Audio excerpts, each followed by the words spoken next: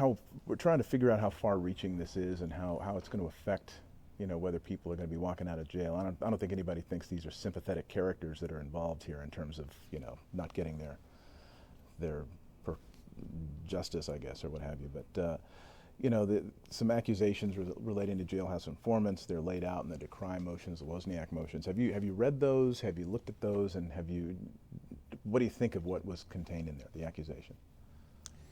Well, I've certainly paid a lot of attention to them, and I think as by way of background, you were talking about informants, and about how far-reaching this is. I think it's important to just by way of context to make sure that it's understood that when you have in the world of gang violence, when you have gang members committing crimes and violent crimes against other gang members, you need to understand that there really aren't a lot of innocent third-party witnesses available to testify. So that's why it's so often said that if there's an evil plot hatched in hell, you're not going to have angels for witnesses.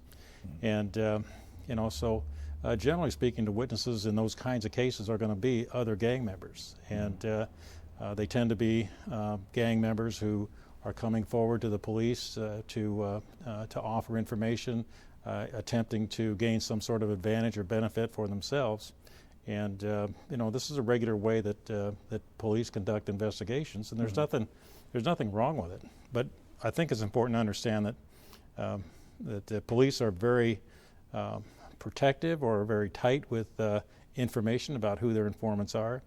And that's necessary because to release information about an informant is to risk that person's life. Sure. Right now, you're putting his life in grave jeopardy. So, but in general, nothing wrong with using informants or having informants in custody, talking to other gang members and other criminals and gathering information and helping the police with their investigations. And also, now I'm almost done, but also as a general rule, it's okay to talk to people in custody and get information from them. But when somebody's in custody and he's charged with an offense, and the person who's the informant is working as an agent of the police, then that person's not entitled to ask, not legally able to ask questions of that person in custody, or questions that are intended to elicit information about the case that he's in custody on and that he's represented for. And to do so then is a violation. That's what we call a Messiah violation. Right. And so if you get information in violation of Messiah, then that information can't be used in court, and any fruit or product of that information can't be used in court either. So, so that's the kind of general thing that we're dealing with here. Right, right.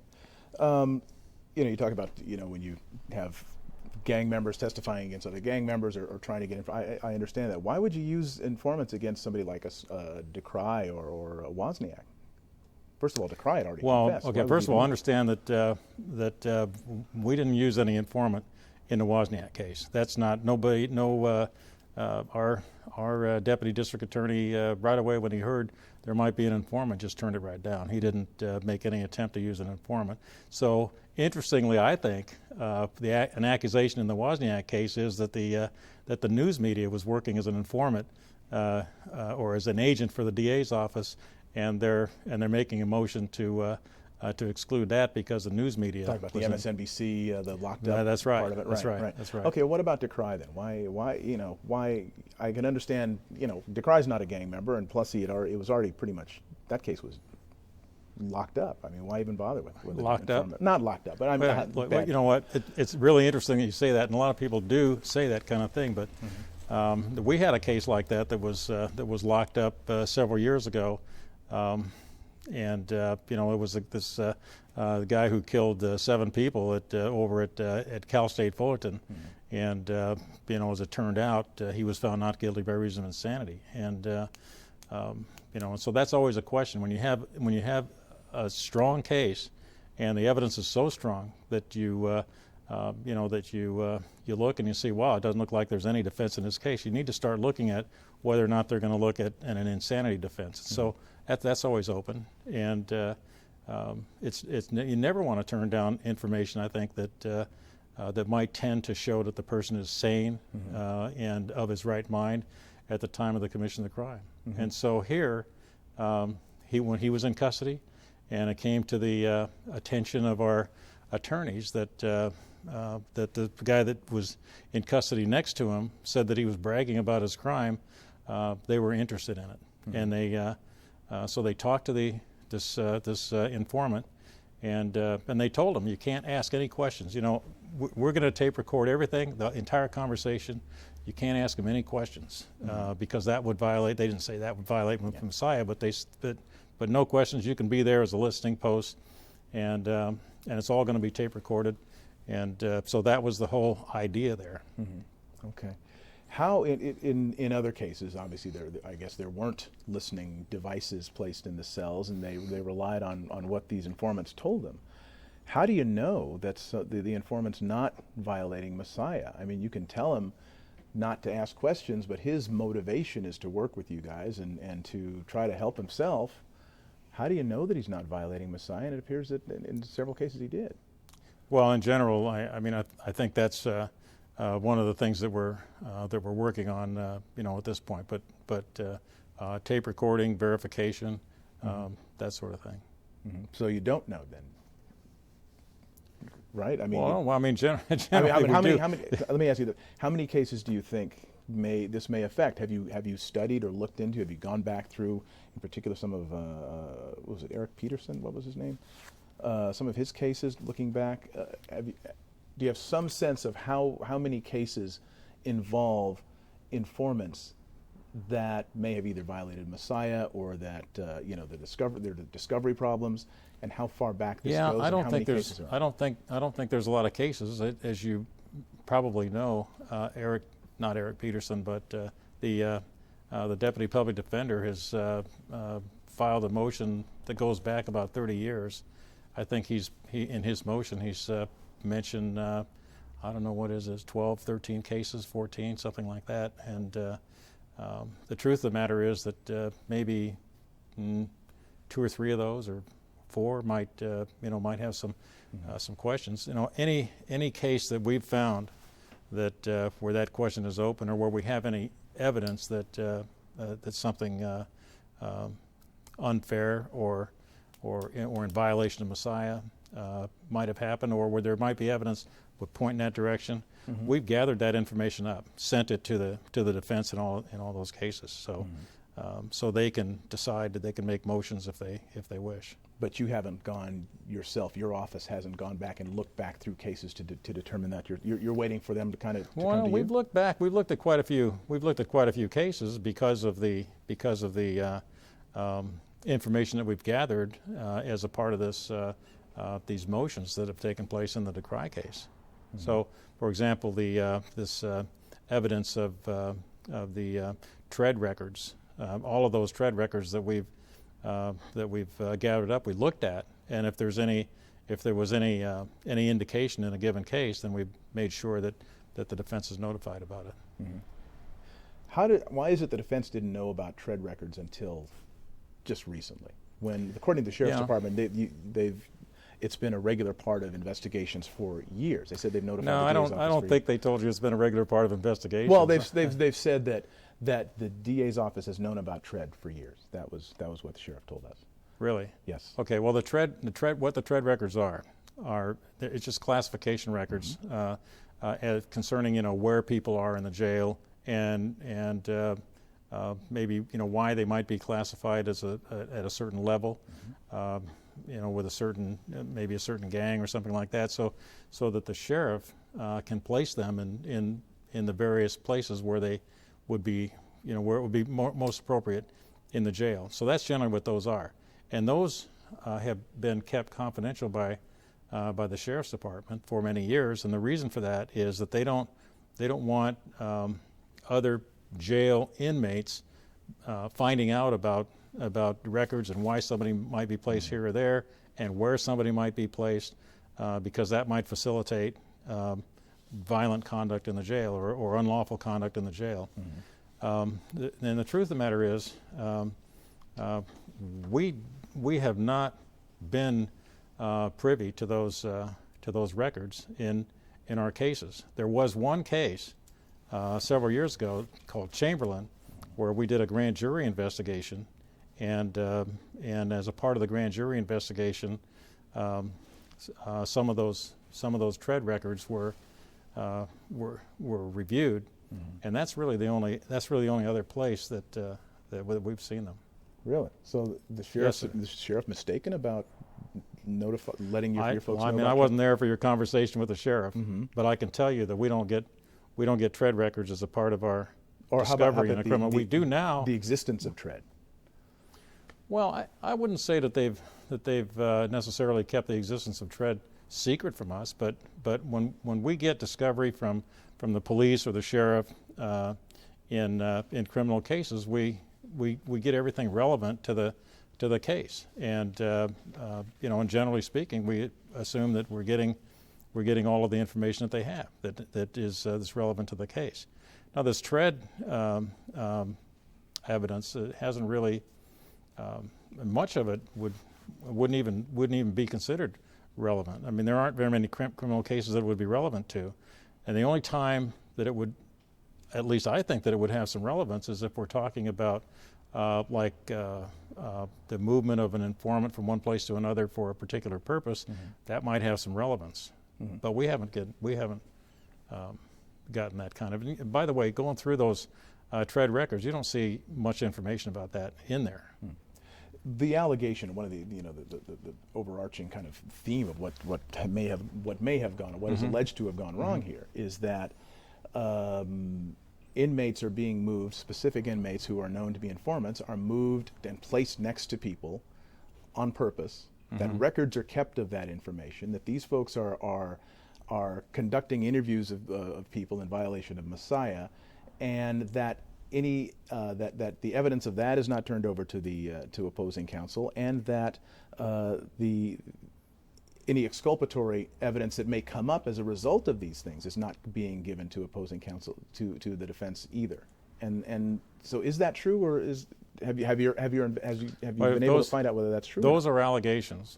We've looked into that very, very deeply over the last year and over the last several months, and found very little of that. Now we have found some information about maybe an investigator for a police department asking a deputy sheriff to put somebody in a particular place so that he can gather information about that person. Whenever we found that, we've given that to the defense so they have it. Okay. So what have you determined? I mean, you said you've looked into it deeply. Who was in charge of your investigation? Is there a report that's been generated from that? Is there something that the public can look at to understand the extent of the problem, if there is a problem? Well, I'll tell you what.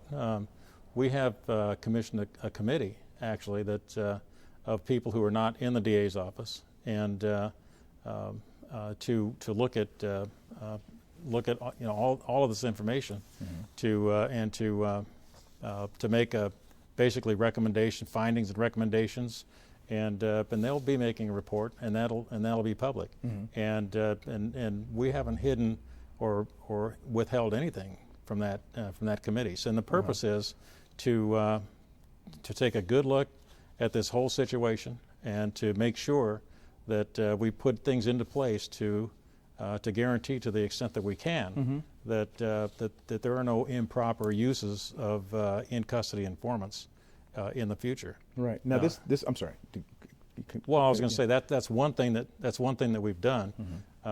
Also, we've done several things already in-house to try to ensure that we don't improperly use any informants. Okay. What are those things that you've done? Well, first we instituted training right away. Training of our deputies and training of police and police investigators in the different agencies on the legal requirements and the obligations that we have of discovery. And we have a change. We've done some personnel changes where appropriate and increased some resources in order to facilitate better discovery, particularly in the gang unit.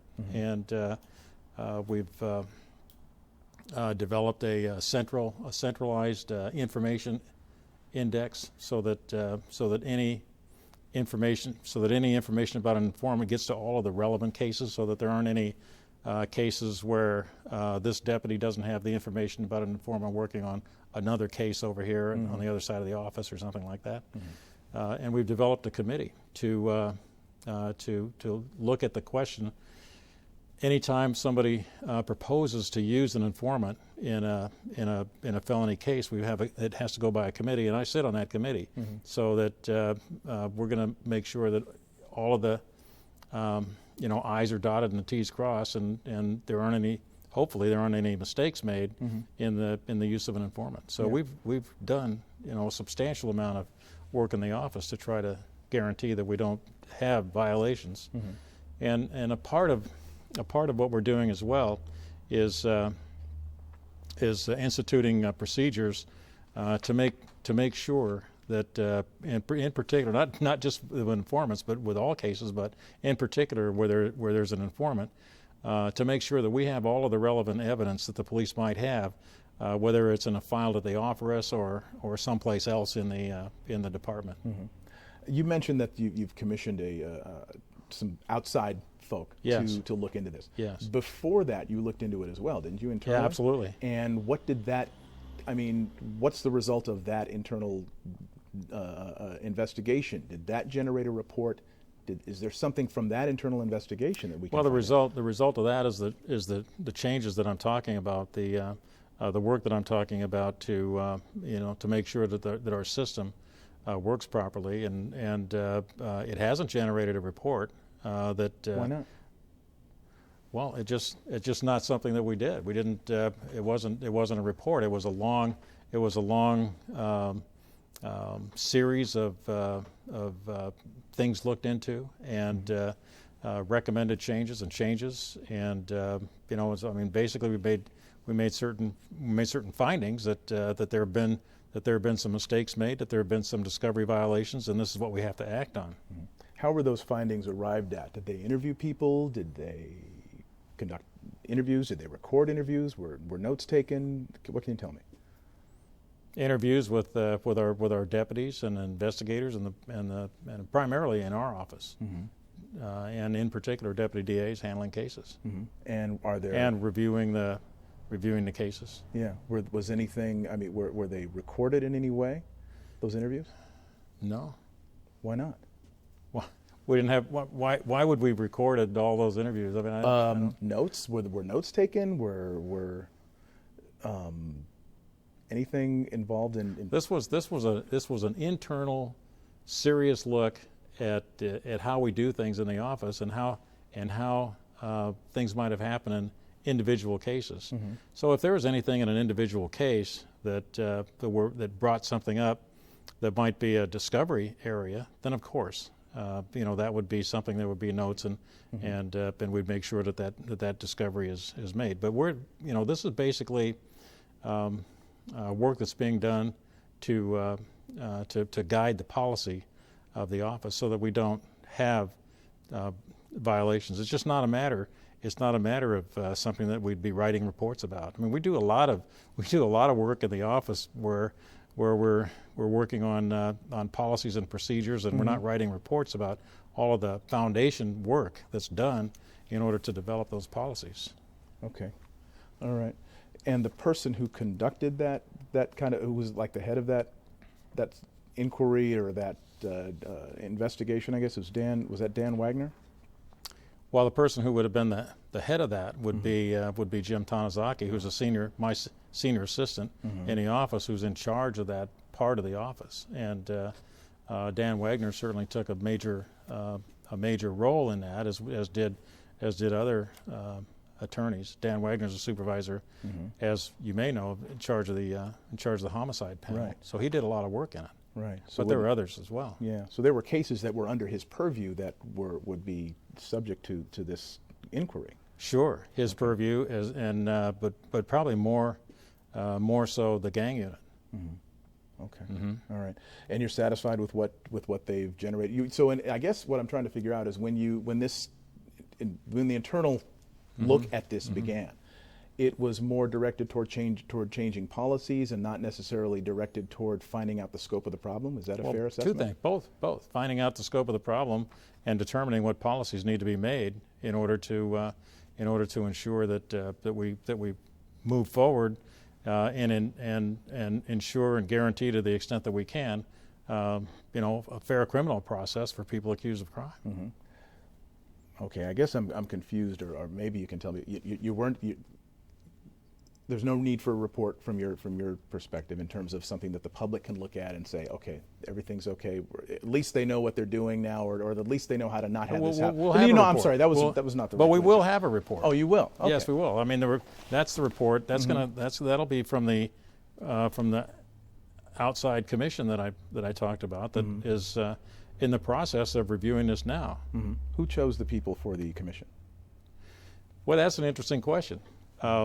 I know you think I chose all the people, but I didn't actually choose all the people.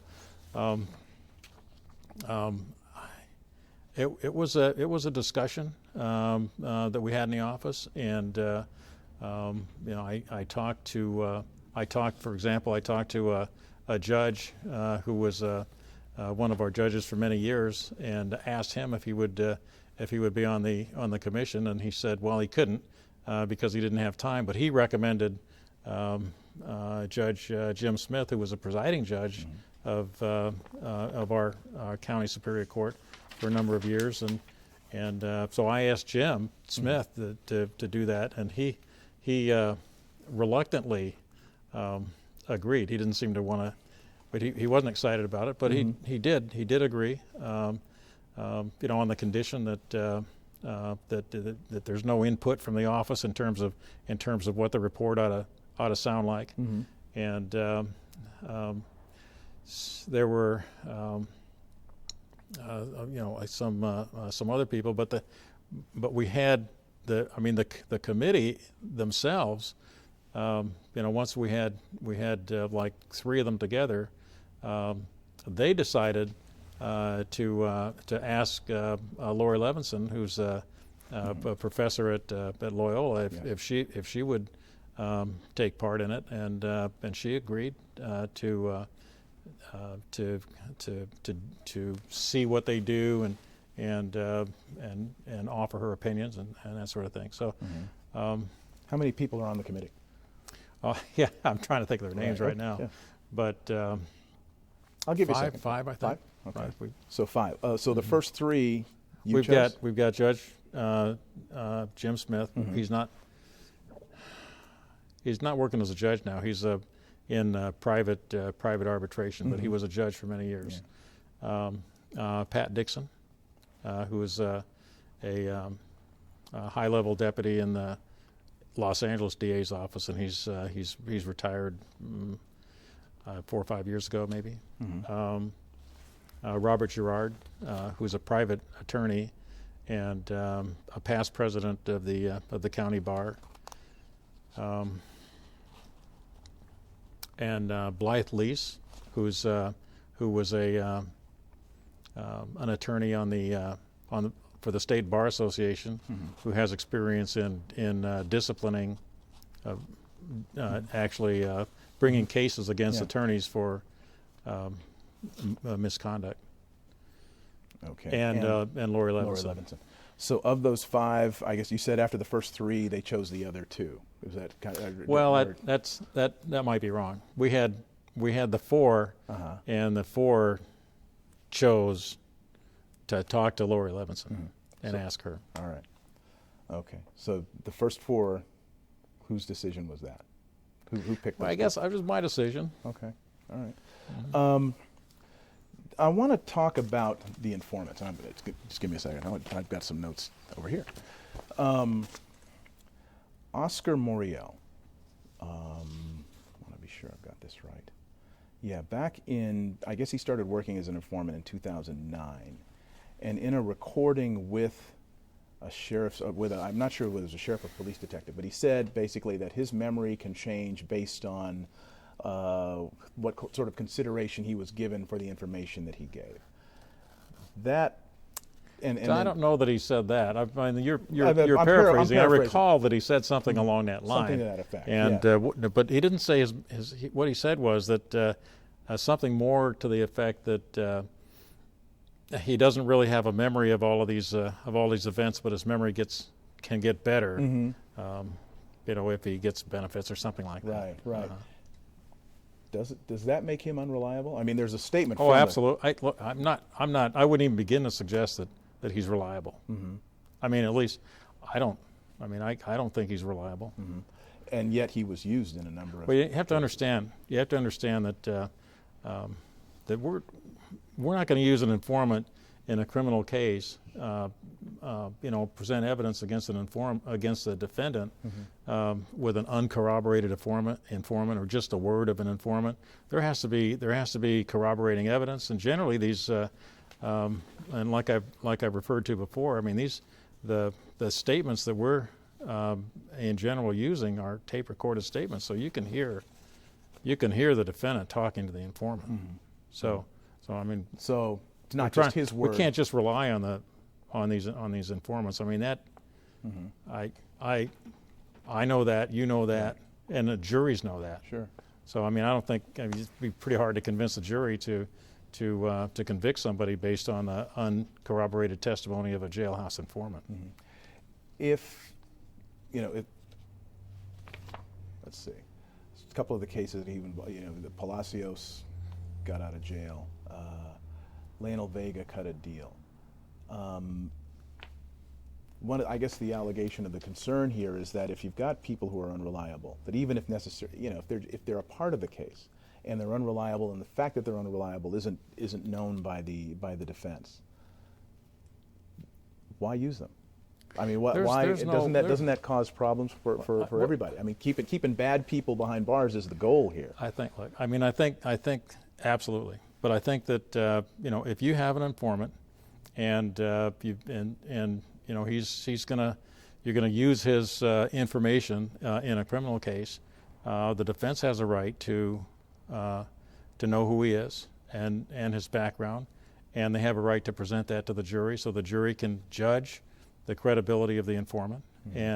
and we're going to have corroborating evidence to verify things that the informant is saying. Mm-hmm. Okay. In order to get the conviction. All right. Let's see. We've got Moriel. We've got Perez. Let me see. Fernando Perez. Perez terminated as a confidential informant. Do not use.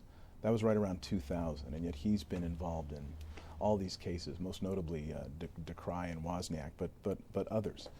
And it just seemed as though these two individuals in particular, we just kind of chose these, but that through the use of treads or through the use of the classification system and special handling, they always seem to end up next to high-profile or important murder cases. They always seem to end up that way. And you've got two people who you kind of know are unreliable. At least you should have known. Your people should have known. I guess. Doesn't that weaken? Doesn't it ultimately? Or you tell me. Does it ultimately cause more problems than it solves by having people of this nature that are involved in helping cases? Yeah, these informants that you're talking about are people who were working with a federal joint task force mm-hmm. to try to get control of Mexican mafia violence in the jail, mm-hmm. and there was a whole riot in the jail a few years back, and there was a federal joint task force put together to develop evidence and to find out who the people were, to find out who's doing what's the hierarchy of the Mexican mafia, who's running it.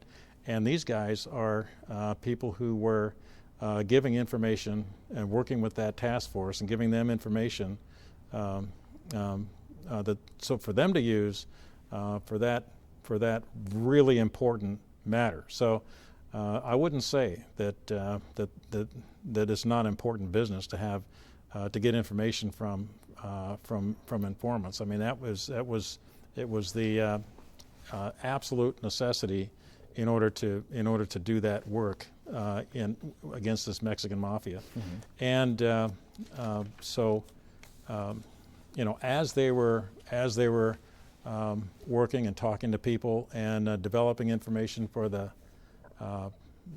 major effort that the federal task force was doing, they were also finding out or getting information from talking to various people about maybe an unsolved murder that was committed by a gang member, somewhere along the line in the past, or information that they might get about a pending murder or some violence that where there were no suspects. And so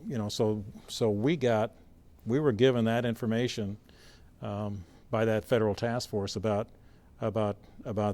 some of those cases, and so we pursued that. So there were cases that were solved only because an informant gave information to the authorities.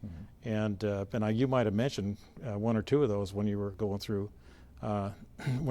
case names. Now you mentioned Perez and DeCry, and the fact of the matter is that Perez was in like a medical isolation place, Right. Where it's not that unusual that the sheriff, I don't mean the sheriff herself, but that the sheriff's department would put an informant in a medical isolation area to keep that person safe. And a nurse made the determination to put DeCry next to that informant. So that was not, and there's been a lot of hearing about that, by the way, about the intentionality of that, and wasn't that done for the purpose of putting an informant together with DeCry? No, it wasn't. And the judge, even after all that hearing, found that it wasn't. And so, but Perez did happen to be an informant who is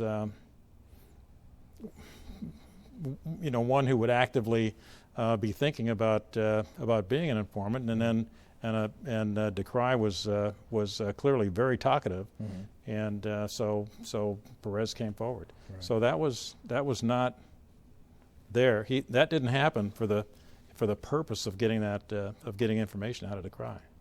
Okay. Sorry about that. Let's fix. There we go.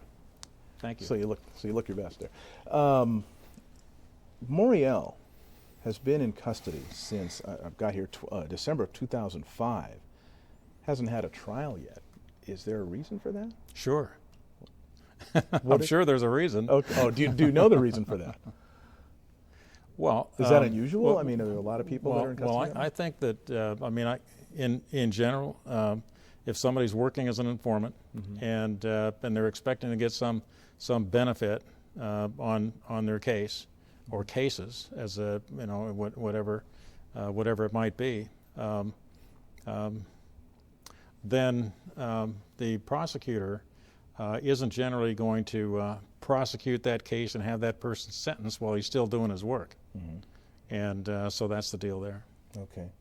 Even though he's been found to be kind of unreliable? We could be using unreliability in a different sense. I mean, I would not want to rely on an informant of the type of like what you're talking about, like Mr. Moriel, for my livelihood, or to do something important that I needed to like take care of my banking or something like that. But as far as whether or not he's telling the truth about various pieces of information,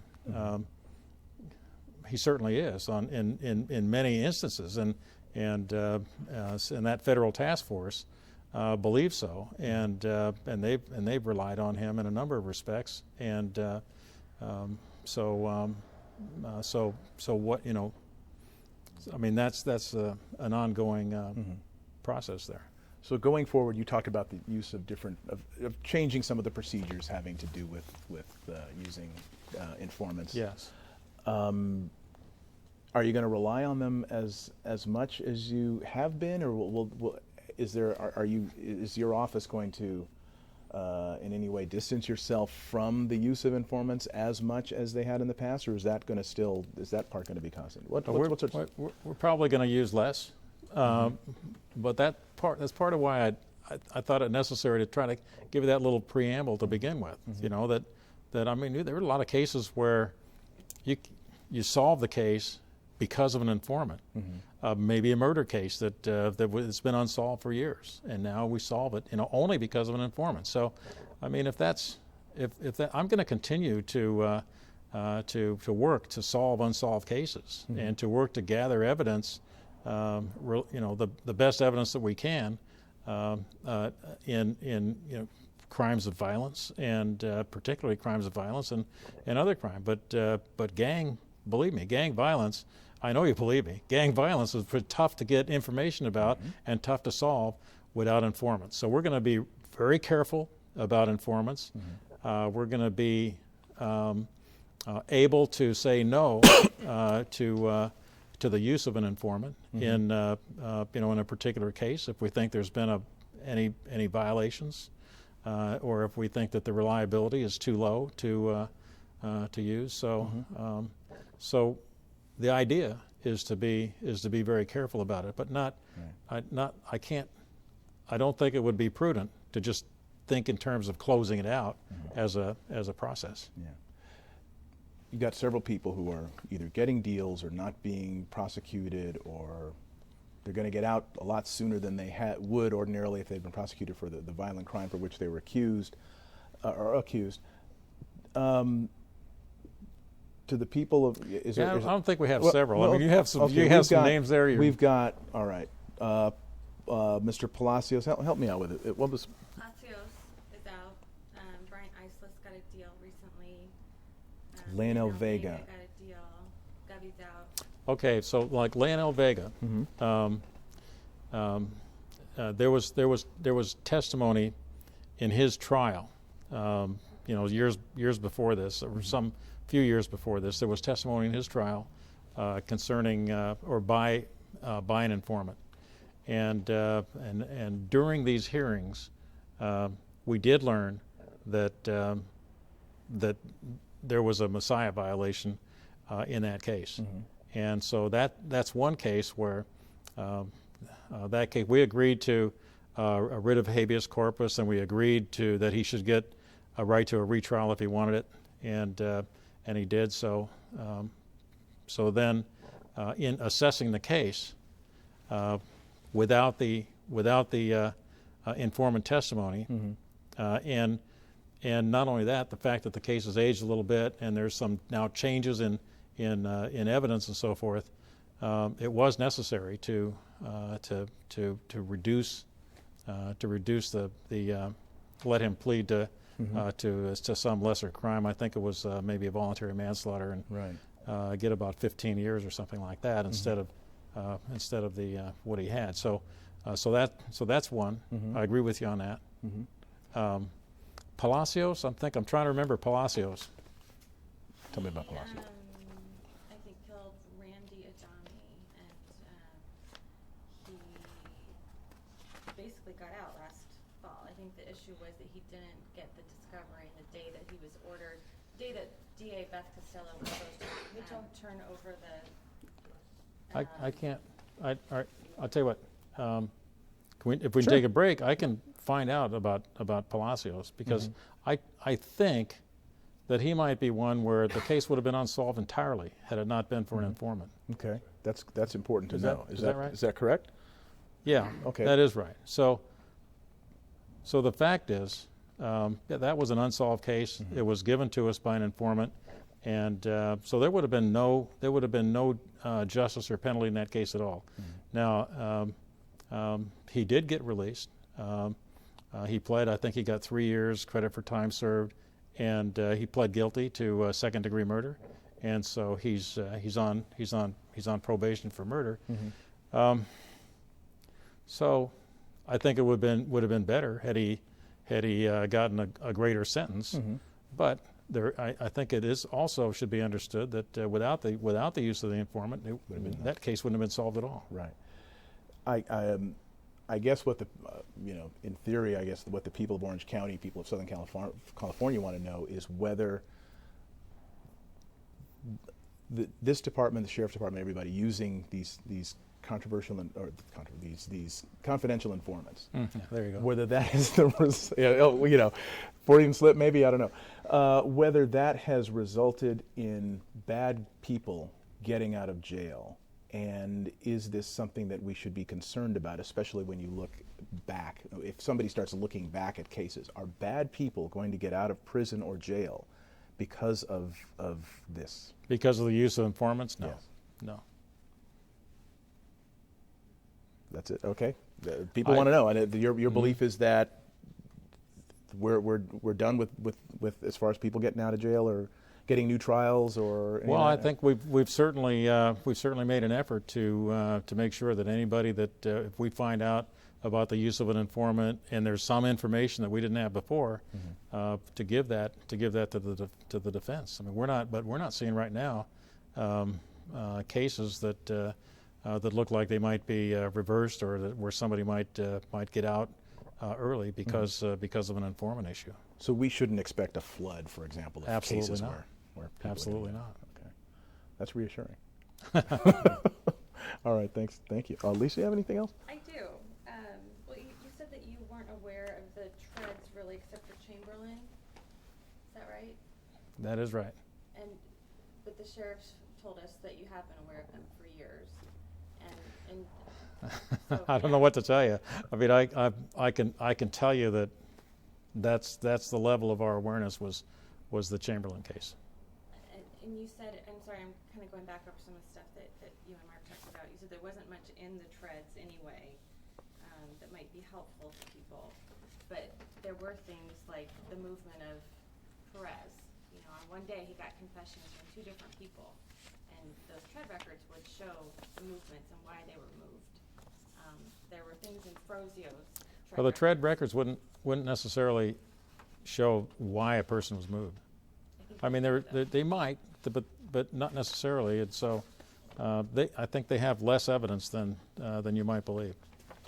Why wouldn't you go back and look at all the tread records that you never had access to before? Are there people out there that could be in prison or jail with felony convictions?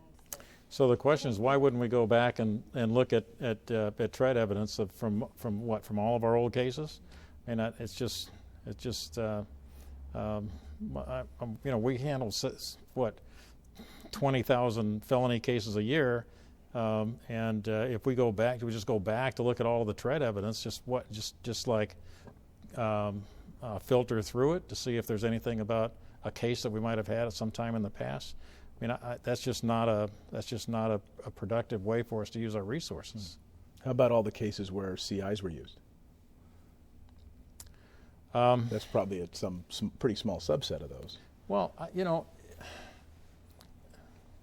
the defense, if they think that there's an improper use of a CI in a case, they can get the tread evidence. A defense attorney in an old case can get the tread evidence if he wanted to. He or she, if they wanted to file a writ of habeas corpus, ask for the tread evidence, we'll get it for them. Mm-hmm. And have you seen a number of people doing that, or has it just been a couple? No. Okay. Eric Peterson said that his knowledge of Brady was evolving, and he was the head of your gang unit. No, Eric Peterson was never the head of our gang unit. Okay, he was one of your prosecutors then. Yes. Are you going back and looking at every one of his cases? Every one of his cases has been reviewed. Of course, every one of his cases is being handled by a different prosecutor. So it's been reviewed. They've all been reviewed in detail. I mean, the previous ones, not the ones that people are taking over because he's leaving. I mean, going back for however many years. I mean, if he doesn't understand Brady, does that mean that there are other discovery violations going back for however long he's been prosecuting cases? So Mr. Peterson apparently, when he was testifying, or at some point said that his knowledge is evolving, and I think that I think that I think that, well, I don't know, but what some people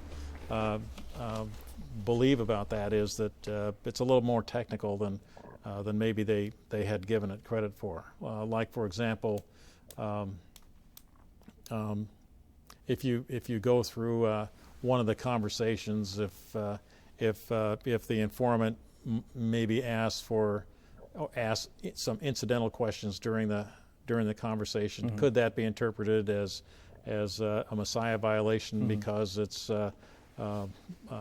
intended to elicit information concerning the case that the person is charged with, or is it just a minor incidental question just to kind of keep a conversation going that's already in progress?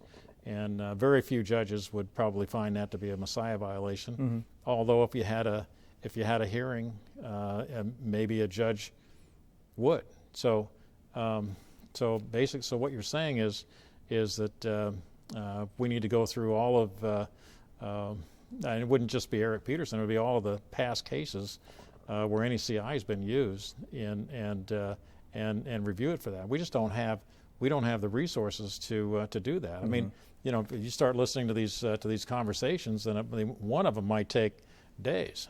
So that's not. But if in a particular case, I mean, that's why you have defense attorneys. In a particular case, if there's some reason for the defense to think that there might be a violation, we're happy to have them review it. What would you say to the family members of the victims in cases like Palacios and Vega and Iceless? In particular, the family of Randy Adami and Emeterio Adami, who, Palacios is out, and Eric Ortiz, who murdered Emeterio Adami, is now trying to get a new trial based on, and this is all having to do with informants. What would you say to the family members who are watching these killers get out? Well, I think I'd be saying the same thing, like to concerning Palacios that I just did say, which is that nobody had any idea who did that murder. That was one gang member was murdered by another gang member, and there was no evidence until an informant came forward with some information. And we acted on that, worked on the case to see whether or not information from the case also corroborated the informant, and it did. So he was prosecuted, as it turned out, there was a Messiah violation there, technical though it might be, so we had to change the result. But that's just the I'm sorry. I mean, that's just the nature of what occurred. Let's talk about the Bob Erickson wrote a memo to Eric Peterson, and it was talking about consideration for Perez, and he specifically said that this hasn't been discovered to the Decry defense attorneys, and that doesn't get turned over as Brady material for years. I'm sorry, who wrote the memo? Bob Erickson is one of your investigators. That's a detail. I'm not really familiar with that. Okay. And there are things like, and I know you're not going to know all the details, but you are the head of the office. Thank you. There's a note that involved Luis Sanchez, who was 14 years old when he came in, and it didn't get turned over for 2 years, and then the case was dropped. So a 14-year-old kid spent 2 years in jail for a crime that he apparently didn't commit because you guys dismissed the charges. What do you think? Is that okay? What was that kid's name? Luis Sanchez. Luis Sanchez? Oh, I'm sorry. Luis Vega, yeah. Oh, Luis Vega. Yeah, I mean, I think that's an incident where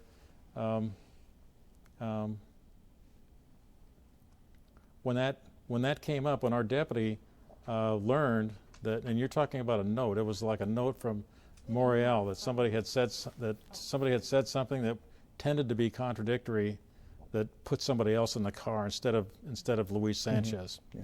That's the one you're talking about. Yeah, And so our deputy then actually couldn't release that information because of the danger to the informant at that point, but did make efforts to try to elicit any information that might tend to show the innocence of this person, and asked the defense if they would agree to an in-person lineup. They didn't agree.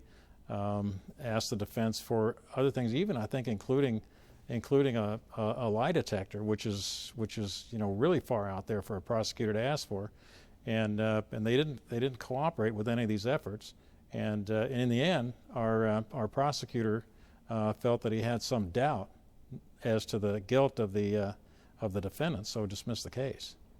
I mean, frankly, I think that the process worked. Deputies Tunstall and Garcia, I guess, have notified your office that they... By the way, in that last case you're talking about, I mean, there was a note, but there was identification testimony by two witnesses. So so it wasn't so easy to just drop the case because of a note from an informant. Okay. But even so, the deputy DA felt that he had a doubt.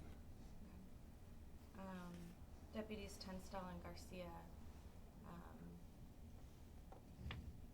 Judge Goethel said that they either lied or they intentionally withheld material evidence from the court. Are you going to So I'm not sure everybody can hear your questions, but you're asking about deputies Tunstall and Garcia, Tunstall and who are Garcia. deputy sheriffs. The special handling deputies who were involved in the movement of these informants and other people throughout the jail. They handled basically they were dealing with the threat. They, during the decry hearing, the judge found that they had either lied or intentionally withheld information. Did your office, or did your office at any point contemplate or begin proceedings to look into whether they perjured themselves, to investigate or prosecute them? Yes, we discussed that with the Attorney General's office, and they determined to take that on as an investigation. Understand that the Attorney General had somebody in the courtroom for those entire proceedings, particularly since it was a motion to recuse the DA's office, and so they were very familiar with all of that, so it'll be up to them to decide whether or not there's any charges to bring. Okay, so cases were they involved in that? Now that I guess they've said that they would take the fifth if they're called to the stand. How does that affect any cases that you might have that they would have had a hand in? Your question is, how does that affect any cases that Tunstall and Garcia might? If they told your office, I believe, that they will take the fifth if they're called to the stand, how does that affect you going forward with cases that they handled in some way? Well, I just don't think we have a lot of cases where they're witnesses. I mean, if they're witnesses in a case, I guess it's to see whether or not they're going to take the fifth on, on some question about a case that they're a witness on in the future. I mean, I can't predict that. So you don't think it's going to be a problem? Well, I don't see a problem. I just see that. That there's going to be a determination made as to what, if anything, should happen with respect to their testimony that seems to be inconsistent with the prior testimony. And you guys keep your own records on informants, right? I guess it's called the informant index. Right, and that's one of the things that we've done is to change the procedure on that, to make sure that we get all of the information about each informant, so that if there's an informant in any place in the office, that the information about the informant gets to that case. So before all this happened and blew up with Decry, were you guys turning over information from those records that could be Brady? Of course, sure. And so people like Perez. Our policy is always to turn over Brady information, but we've not intentionally withheld information that's exculpatory to the defendant, or that might help the defendant cross-examine a witness, or that might in some way be helpful to the defense. We don't withhold that. We turn that over to the defense. So like the note that said Perez, do not use as an informant, that went to everybody? Well, I told you that the problem with that, at least for the time, was that to release that would be to release the informant's identity and would be to put the informant at risk. And so that in that one area, yeah, that was withheld. But then that case wasn't prosecuted either. But he touched so many different cases. I mean, Yeah, it wasn't Perez just that was one of case. why wouldn't? Well, that note was about one case. Oh. Right, but then we know he's a liar. I mean, he perjured himself on a stand in his own trial, which Eric Peterson pointed out that he lied. He admitted he lied, and yet he keeps being used over and over again. And I'm not aware of him being. I don't think we're using him. okay. I have another crew here. How much longer, so I can let them know how much longer for them to wait? 15 minutes? 15 minutes? Seriously? Mm-hmm. Okay, can you try to ask the same, different questions rather than the same one?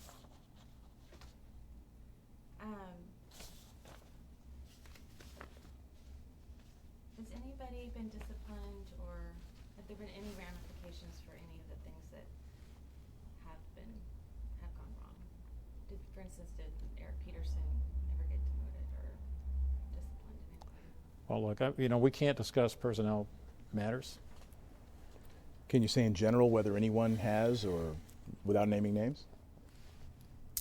Let me say that the things that are a matter of judgment, that are done by attorneys or maybe other staff as well, in this office, in any government office for that matter, are generally not matters that a person could get terminated or disciplined for, yeah. You'd have to find some, like if we found some intentional violation of the law, then that would be a matter of discipline, and the extent of the discipline would depend on the individual, and what that person's record is like, and how serious was the violation and so forth. So, I mean, other than that, we can't really discuss. So, but you haven't found that to be the case? We haven't found any intentional violations of people's rights, no. Okay. And by the way, neither did the judge in that long hearing.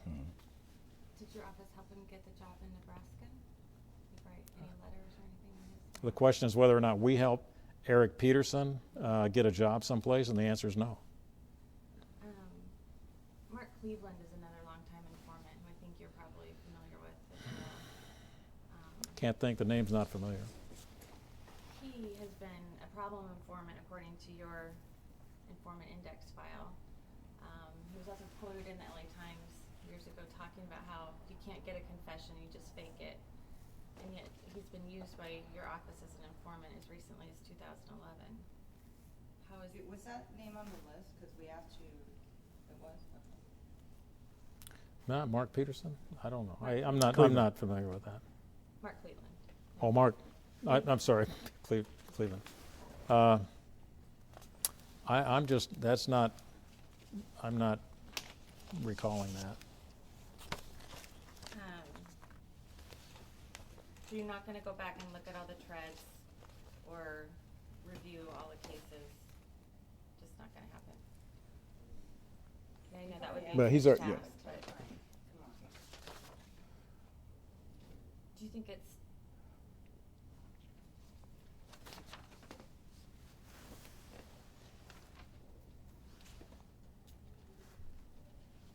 I guess I'm just Yeah. wondering if you think it's time to get out of the informant business, but you've already said that you don't really think that's the case, right? Mark Yeah. already asked. Yeah, I think we're good. Can you ask something that Mark hasn't asked, that you haven't asked? I have a question about Guppy, Joseph Guppy. He got out recently. The most serious charges against him were the solicitation of murder, attempted murder, and those were based on just an three informants. So, I don't think that, I think that as it turned out, I'm not sure the case was that strong on that. But as I recall, probably the best evidence against him was possession of a firearm by a felon. so why was he charged with the other things? Solicitation of murder and attempted murder. Well, I think that had to do with information received from an informant. And so you said that you needed corroboration. You wouldn't just go on the word of an informant. So why was he charged? That's right. with That was dismissed. So why would he be charged? I mean, And, I'm not able to give you. I didn't take that kind of look at the case and give it that much of a examination. To be honest with you. I just One have more. All right. Erwin Chemerinsky and other, pretty well-known legal people have taken a look at this, and they think there's a serious problem, and have suggested that the Department of Justice. I read Professor Chemerinsky's article, and I thought that what I thought was interesting was that his factual scenario was really based more on the defense allegations, and I think, if those defense allegations were true, I would agree with what he had to say, but that's just not the facts. The judge, there's no evidence of a conspiracy. There's no evidence of intentional violations. There isn't any of that, and so it's just not what Professor Chemerinsky had as a background for his opinion. So, what can you say? 20,000 felony cases a year. Yes, sir. It's a lot of cases, a lot of things to keep track of, a lot of moving parts. Sure. Are you satisfied that justice is being served and that the people of Orange County are being well served by your office? I'm satisfied that the people of Orange County are being very well served by the office. In fact, I can tell you that the attorneys in this office and the investigators and all the people are working on a very high and professional level. In fact, when you think about that number of cases, 20,000 cases a year or so that are felony cases. If we're looking at all our cases, it's more like 70,000. Mm-hmm. But and then you think that we're talking about just a small number of cases here. That's just like a little. It's a drop in the bucket. So I think the people are being served very well, and I think that the fact that we're in so many courts, handling so many cases, working with so many attorneys and judges, attests to that. Okay. Thank you. One more. Some family members have told us that they feel let down by your office, in particular. I'm sorry, what was that? Some family members of victims, especially in the Decry case, have told us that they feel let down by your office, and they wish you would just take the death penalty off the table because they want closure after this many years. And now, is it going to go to the AG's office? The AG's office doesn't want it. How long is this going to drag on? They've said they've asked you, some of them, to take it off the table, and you say no. Why? This Decry case is the worst massacre in Orange County history. It's just an awful, god awful case. I can't. You just can't really even think of a worse kind of murder than what happened here, and the intentionality and killing other people just because they happen to be around when this Decry wanted to kill his wife. To give up the death penalty in that case would just be to throw in the towel on the death penalty altogether. And frankly, I'm not willing to do that. Okay, thank you. Thank you very much. Thank you. Mark.